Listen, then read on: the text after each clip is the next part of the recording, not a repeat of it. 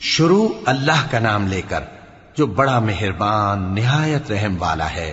طٰہٰ، اے نبی صلی اللہ علیہ وآلہ وسلم، ہم نے تم پر قرآن اس لیے نازل نہیں کیا کہ تم مشقت میں پڑ جاؤ، مگر ہر اس شخص کی نصیحت کے لیے نازل کیا ہے جو خوف رکھتا ہے۔ یہ اس ذات کا اتارا ہوا ہے جس نے زمین اور اونچے اونچے آسمان بنائے، یعنی رحمان، جو عرش پر جلوہ افروز ہوا۔ جو کچھ آسمانوں میں ہے اور جو کچھ زمین میں ہے اور جو کچھ ان دونوں کے بیچ میں ہے اور جو کچھ مٹی کے نیچے ہے، سب اسی کا ہے۔ اور اگر تم پکار کر بات کہو تو کیا ہے، وہ تو آہستہ کہی ہوئی اور نہایت پوشیدہ بات تک کو جانتا ہے۔ اللہ وہ معبود برحق ہے کہ اس کے سوا کوئی معبود نہیں ہے، اس کے سب نام اچھے ہیں۔ اور کیا تمہیں موسیٰ کے حال کی خبر ملی ہے؟ جب انہوں نے آگ دیکھی تو اپنے گھر والوں سے کہا کہ تم یہاں ٹھہرو، میں نے آگ دیکھی ہے، میں وہاں جاتا ہوں، شاید اس میں سے میں تمہارے پاس انگارہ لاؤں یا آگ کے مقام سے اپنا رستہ معلوم کر سکوں۔ پھر جب وہ وہاں پہنچے تو آواز آئی کہ اے موسیٰ، میں تو تمہارا پروردگار ہوں، تو اپنے جوتے اتار دو، تم یہاں پاک میدان یعنی طویٰ میں ہو، اور میں نے تم کو منتخب کر لیا ہے، تو جو حکم دیا جائے اسے سنو۔ بے شک میں ہی اللہ ہوں، میرے سوا کوئی معبود نہیں، تو میری عبادت کیا کرو اور میری یاد کے لیے نماز پڑھا کرو۔ قیامت یقیناً آنے والی ہے، میں چاہتا ہوں کہ اس کے وقت کو پوشیدہ رکھوں تاکہ ہر شخص جو کوشش کرے اس کا بدلہ پائے۔ تو جو شخص اس پر ایمان نہیں رکھتا اور اپنی خواہش کے پیچھے چلتا ہے، کہیں تم کو اس کے یقین سے روک نہ دے، تو اس صورت میں تم ہلاک ہو جاؤ۔ اور اے موسیٰ، یہ تمہارے داہنے ہاتھ میں کیا ہے؟ انہوں نے کہا، یہ میری لاٹھی ہے، اس پر میں ٹیک لگاتا ہوں اور اس سے اپنی بکریوں کے لیے پتے جھاڑتا ہوں، اور اس میں میرے اور بھی کئی فائدے ہیں۔ فرمایا کہ موسیٰ اسے زمین پر ڈال دو، تو انہوں نے اس کو ڈال دیا اور وہ یکا یک سانپ بن کر دوڑنے لگا۔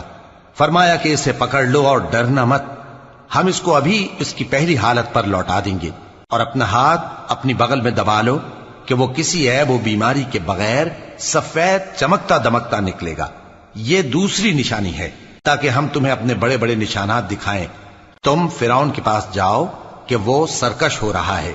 کہا، اے میرے پروردگار، اس کام کے لیے میرا سینہ کھول دے اور میرا کام آسان کر دے، اور میری زبان کی گرہ کھول دے تاکہ وہ میری بات سمجھ لیں، اور میرے گھر والوں میں سے ایک کو میرا وزیر یعنی مددگار مقرر فرما، یعنی میرے بھائی ہارون کو۔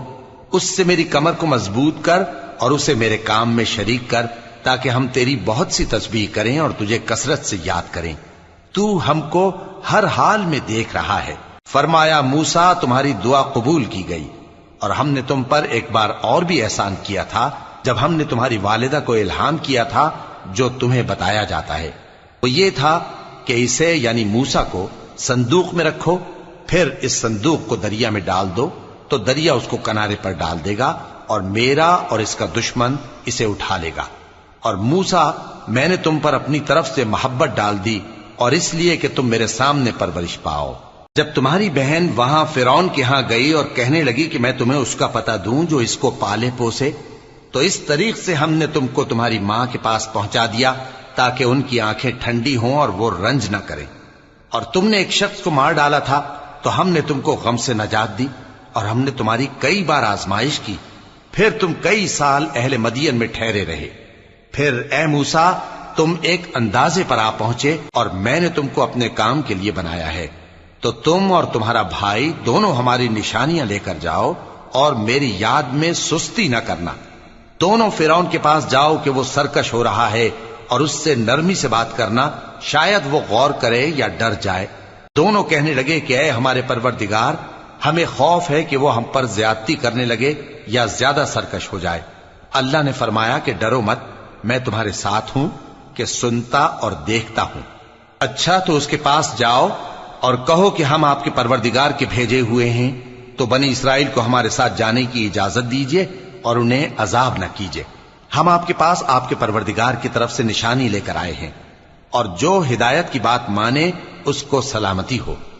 ہماری طرف یہ وحی آئی ہے کہ جو جھٹلائے اور منہ پھیرے اس کے لیے عذاب تیار ہے۔ غرض موسیٰ اور ہارون فرعون کے پاس گئے، اس نے کہا کہ موسیٰ، تمہارا پروردگار کون ہے؟ کہا کہ ہمارا پروردگار وہ ہے جس نے ہر چیز کو اس کی شکل و صورت بخشی، پھر راہ دکھائی۔ کہا تو پہلی قوموں کا کیا حال ہوا؟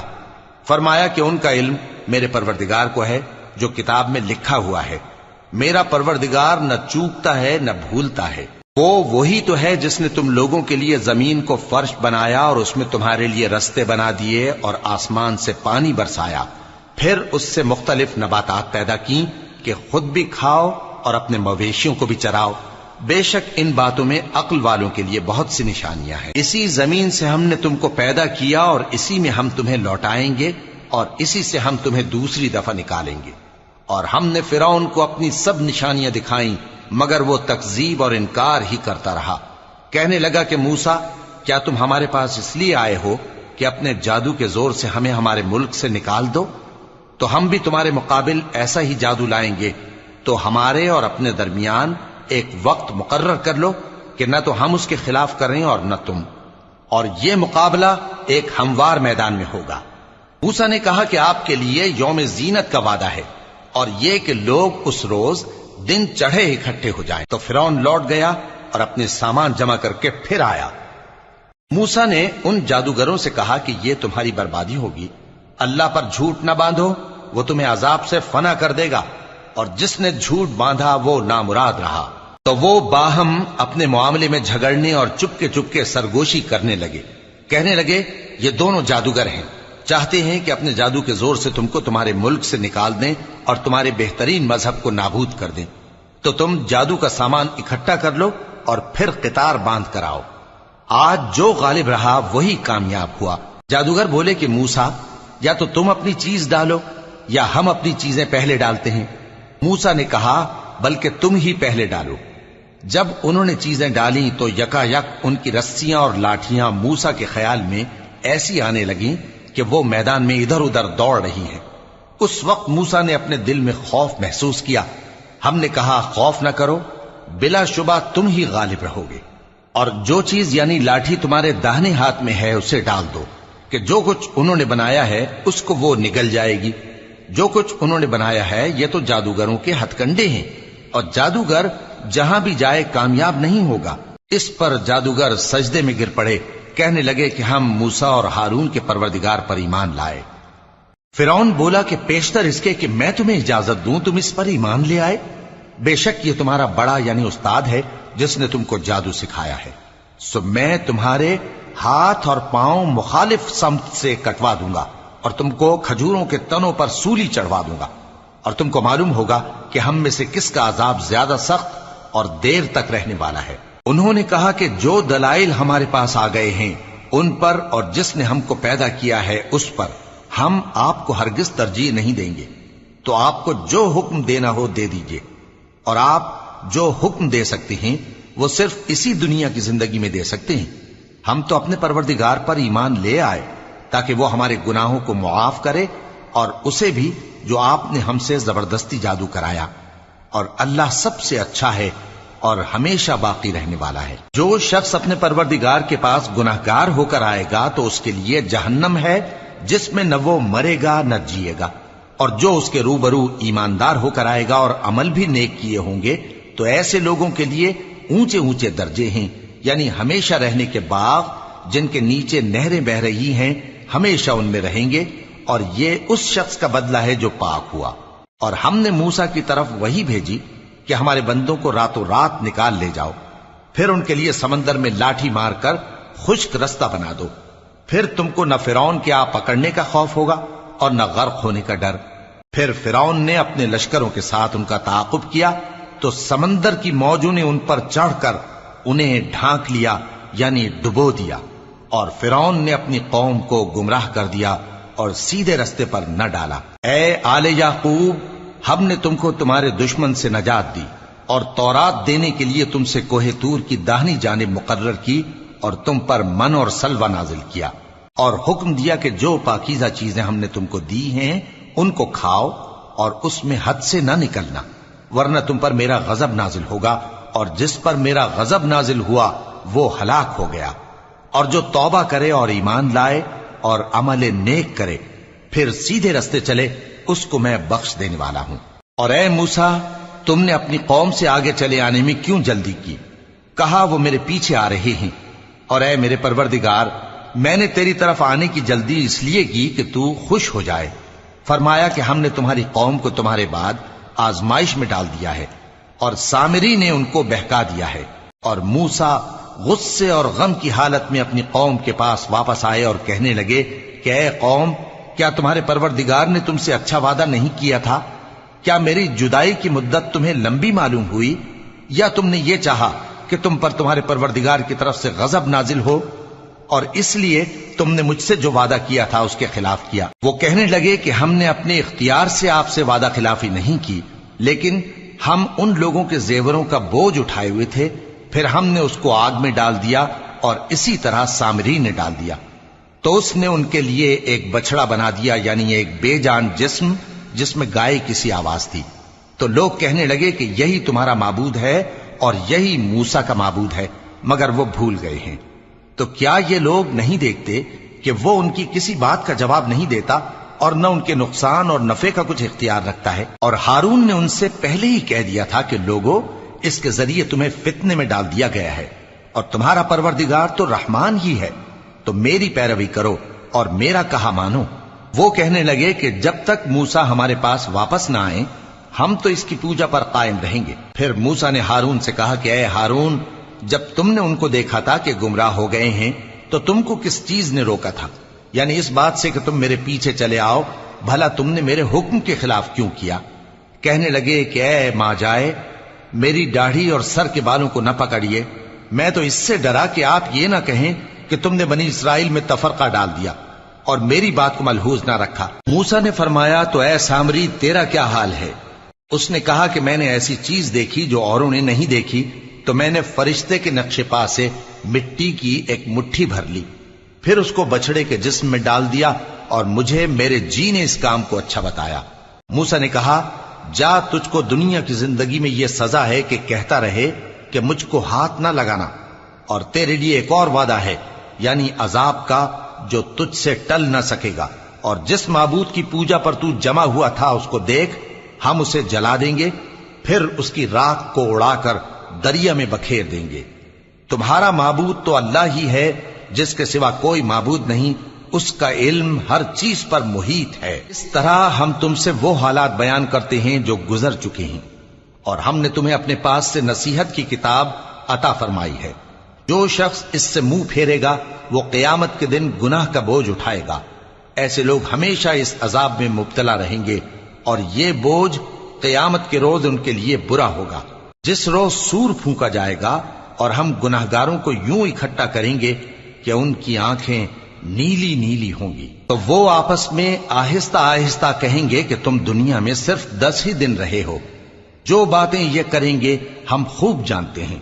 اس وقت ان میں سب سے اچھی راہ والا یعنی عاقل و ہوش مند کہے گا کہ نہیں، بلکہ صرف ایک ہی روز ٹھہرے ہو۔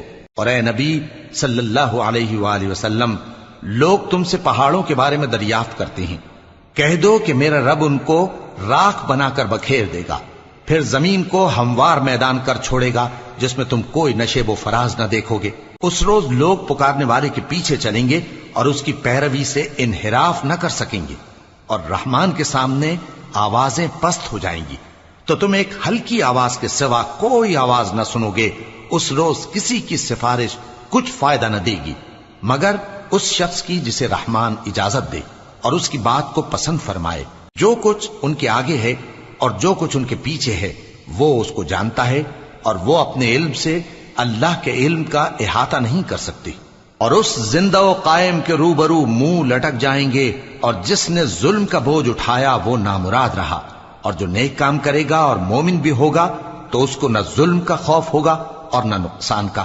اور ہم نے اس کو اسی طرح کا قرآن عربی نازل کیا ہے، اور اس میں طرح طرح کے ڈراوے بیان کر دیے ہیں تاکہ لوگ پرہیزگار بنیں یا اللہ ان کے لیے نصیحت پیدا کر دے۔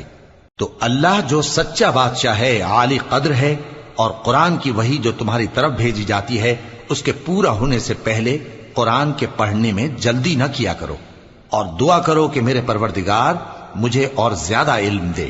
اور ہم نے پہلے آدم سے عہد لیا تھا مگر وہ اسے بھول گئے، اور ہم نے ان میں ارادے کی پختگی نہ پائی۔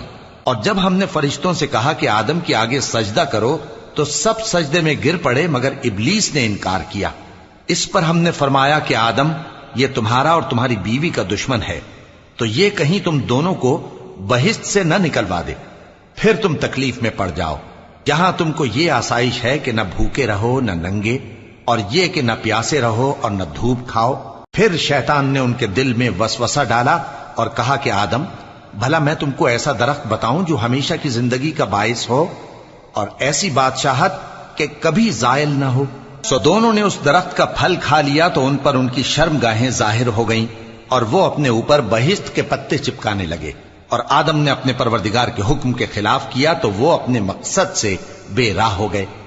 پھر ان کے پروردگار نے ان کو نوازا تو ان پر مہربانی سے توجہ فرمائی اور سیدھی راہ بتائی۔ فرمایا کہ تم دونوں یہاں سے نیچے اتر جاؤ، تم میں بعض کے دشمن ہوں گے، پھر اگر میری طرف سے تمہارے پاس ہدایت آئے تو جو شخص میری ہدایت کی پیروی کرے گا وہ نہ گمراہ ہوگا اور نہ تکلیف میں پڑے گا، اور جو میری نصیحت سے منہ پھیرے گا اس کی زندگی تنگ ہو جائے گی، اور قیامت کو ہم اسے اندھا کر کے اٹھائیں گے۔ وہ کہے گا کہ میرے پروردگار، تو نے مجھے اندھا کر کے کیوں اٹھایا؟ میں تو دیکھتا بھالتا تھا۔ اللہ فرمائے گا کہ ایسا ہی چاہیے تھا، تیرے پاس ہماری آیتیں آئیں تو تو نے ان کو بھلا دیا، اسی طرح آج ہم تجھ کو بھلا دیں گے۔